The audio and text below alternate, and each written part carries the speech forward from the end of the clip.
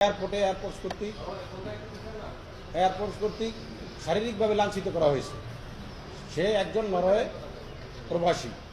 আমরা আজকে এই ঘটনার পরিপ্রেক্ষিতে, শুধু এই ঘটনা পরিপ্রেক্ষিতে আরও 6টি কারণ কার্যকর ব্যবস্থা গ্রহণ করার জন্য সিভিল এভিয়েশন অথরিটি এবং স্বরাষ্ট্র মন্ত্রণালয় সহ অন্যান্য বিবাদীদেরকে লিগ্যাল নোটিশ দিয়েছি এবং 3 দিন সময় দিয়েছি। 3 দিনের ভিতরে যাতে এই বিশেষ করে 8 তারিখের ঘটনার তদন্ত করে যে যারা জড়িত তাদেরকে ওখান থেকে শাস্তিমূলক ব্যবস্থা গ্রহণ করে প্রত্যাহার করা হয়। আর এক্ষেত্রে একটি বক্তব্য আমি ক্লিয়ার করি যে এই যে 5 তারিখের আগে সিভিল এভিয়েশন অথরিটি এয়ারপোর্টের দায়িত্বে ছিল কিন্তু এপিবিএন 10 সাল থেকে এই এয়ারপোর্টের নিরাপত্তার দায়িত্ব দিয়ে আসছে।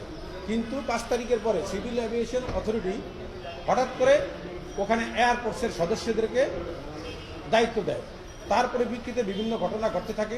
সর্বশেষ এই ঘটনার ধারাবাহিকতা যেটা সকল চ্যানেল আই সহ সকল মিডিয়ায় ফলাও করে প্রচার হয়েছে। তা আমরা এক্ষেত্রে বলেছি যেহেতু পূর্ব থেকে এপিবিএন দায়িত্বে ছিল, এই এপিবিএনকে যথাযথভাবে যেন দায়িত্ব দেওয়া হয় এবং যে এয়ারফোর্স এখান থেকে সরিয়ে নেওয়া হয় এবং যেই ব্যক্তি এই ঘটনার সাথে জড়িত তা তদন্ত করা হয়। এছাড়া এখানে আমার টোটাল 6টি পদক্ষেপ গ্রহণ করার জন্য আমি উল্লেখ করেছি। এখানে বলছি যে two restore the airport armed force battalion, মানে যেটা বলা হলো ব্যাটালিয়ন আর্মড ফোর্স ব্যাটালিয়ন যে দায়িত্ব ছিল তাদেরকে যেন দায়িত্ব দেওয়া হয় 1 নম্বরে, এবং এয়ারফোর্সকে যেন এখান থেকে সরিয়ে নেওয়া হয়। তারপরে 3 ইনভেস্টিগেশন, 3 নম্বরে বলছি যে ঘটনার স্পেসিফিক যে ঘটনাটা 8 তারিখের ঘটনার স্পেসিফিক এলিগেশনের তদন্ত করা এবং তাকে শাস্তিমূলক ব্যবস্থা গ্রহণের আওতায় আনতে হবে। 4 যেটা to prevent gold, narcotics and human traffic, Jugantor একটি নিউজ ছাপা হয়েছিল যে মানব পাচারকারীকে আটক করেছে, তারপরে মুছে লেখা ছেড়ে দেওয়া হয়েছে।